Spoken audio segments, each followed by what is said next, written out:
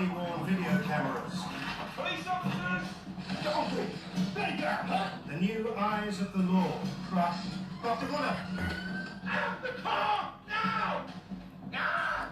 Cops on the front line in Nottinghamshire tackle all types of emergencies. Hands up! And crack down on all kinds of crime. More and more plans. Every room we go to. They are the Bodycam Squad. Coming up, a succession of stabbings leaves the cops facing a potential double murder investigation. Seen a group of 7 males having some confrontation. So bad. Oh, it's crazy. Officers raid the house of a notorious drug dealer in St Anne's.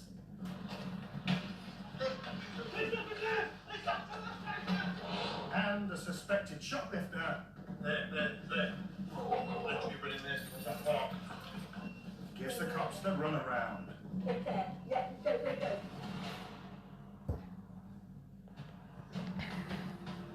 Last year, knife crime surged by 25% across the country. But in Nottinghamshire, knife crime increased by a staggering 31%. And most incidents involved young males.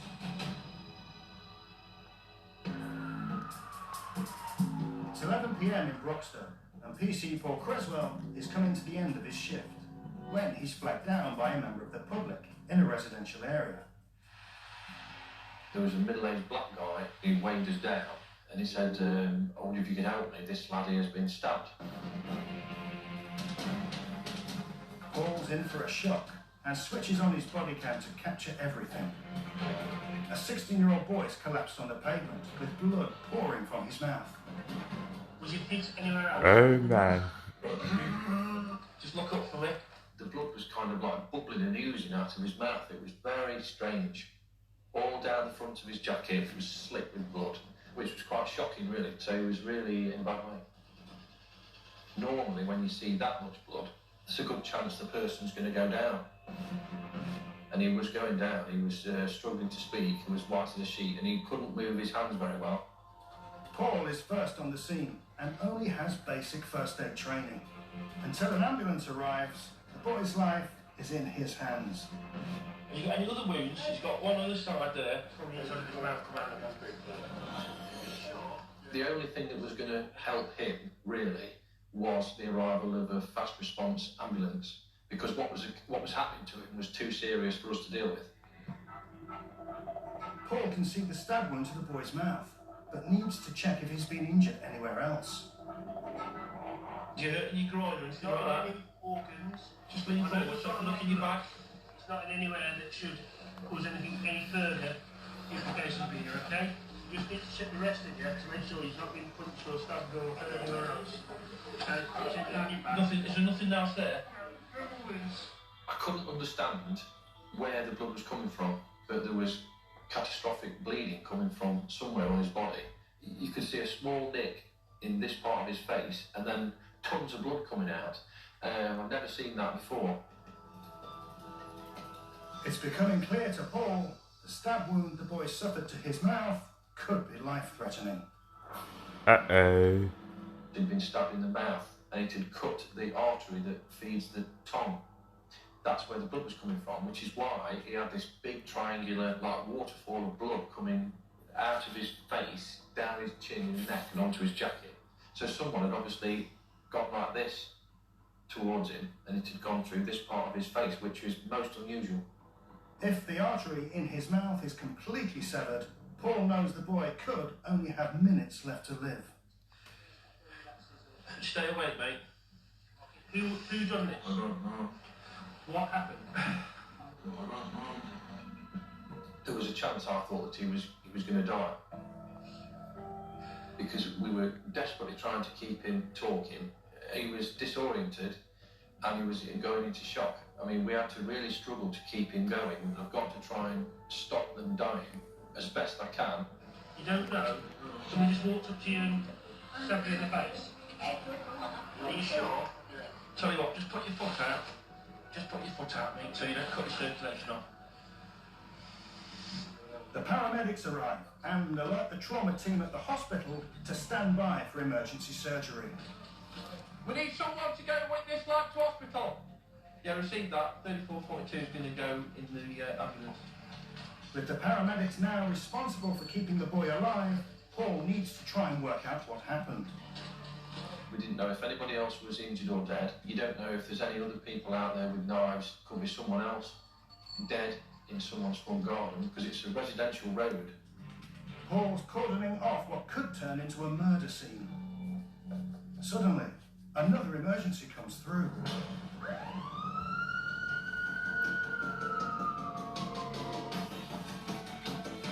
PC's Ian Blackstock and Matt Daly are blue lighting to reports of another stabbing, only a few streets away from the first incident.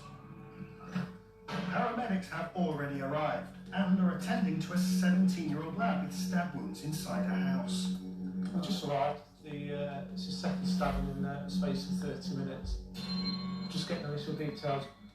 It's not clear if the two stabbings are connected. Do you mind giving us a bit of space? What did you do with doing that? No, we're here. We've literally got here. Paramedics are trying to help the wounded lad onto his feet, and the cops want to know who stabbed him while he's still conscious. Do you know who's done it? Do you know who's done it? Where did it happen? Just up the road. Ambulance was stated here. This man is conscious. He's got a stab wound. He's just walking to the ambulance now. He's saying he doesn't know who's done it. The lad's been stabbed in the side and lost a lot of blood, but it's not known if any of his major organs have been damaged. He's still managing to walk, but Matt knows his injuries could still be life-threatening. Uh-oh. We've had them before where they walk onto the ambulance, get to QMC, and then the update is that they've gone one oblique one, they've passed away. So everyone's cautious, really, because you don't know how deep it's gone, you don't know what injury or trauma it's caused that you can't see. There's a blood. Yeah. Do we know what it looks like? No. There's no sign of any weapons, and no evidence to prove the two stabbings are linked. Have we got any more confirmation of where this happened? Just been able to tell me that? At the minute, NH is only saying up the road, not forthcoming at all with details at the minute. It could be linked. He's saying it is a start. He doesn't know what for, why, or whatever. He's managed to stumble home. He's currently being assessed by ambulance. A few streets away, where the 16-year-old boy was stabbed in the mouth, Paul's found out there was a gang of youths at the incident, and he may have a lead on a suspect. Well, that's the offender's bike. That's the offender's bike, is it? Yes. From these two lads here, they said that's the offender's bike. Right. So recording it there, and the dual spiral all the way up where we've got the tape. The cops think that the suspect who stabbed the boy in the mouth may have left behind a black mountain bike. The offender's come down the road after it's happened on a mountain bike. Back at the house of the 17-year-old lad, the cops are still investigating. What have you been at with?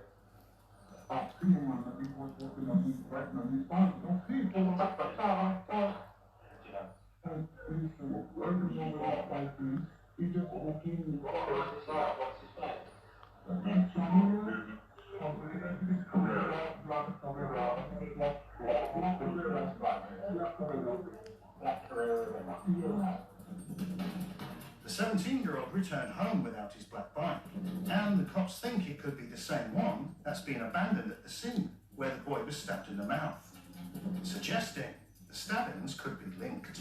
He's been out on a black career of vengeance tonight, and now he's come back without his bike. And would you believe the bike that's left in the scene that stabbed the last victim is a black career of vengeance? And Matt has his own theory about what could have happened. He's stabbed the old man, they've stabbed each other. The victim with stab wounds to his side is now a suspect. Oh man. Reported the bike missing.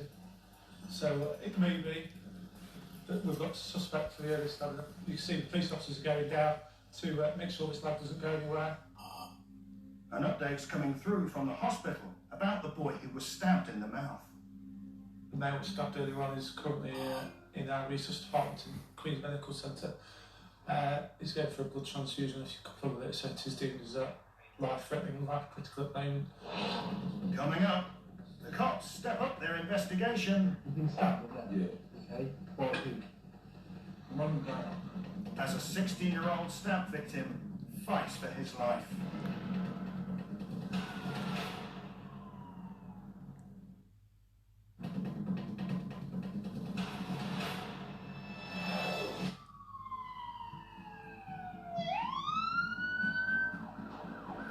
In the Broxtowe area of Nottinghamshire, 2 reports of stabbings have come through within 30 minutes of each other.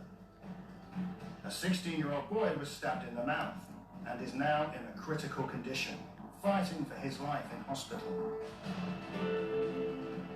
A few streets away from where he was found, a 17-year-old lad was also found with stab wounds to his side and is being assessed by paramedics.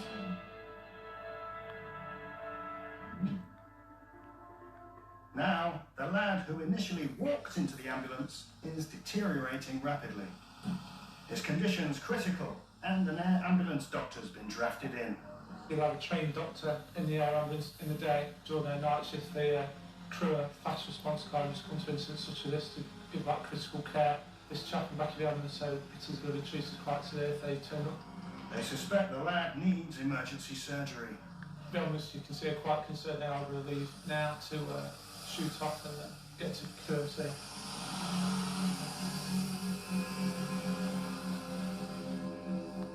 The senior paramedics reported that this lad's sats are very low and then can't get him up at the moment. That's why he's been rushed off in the back of the ambulance. The golden hour for this lad has kicked in.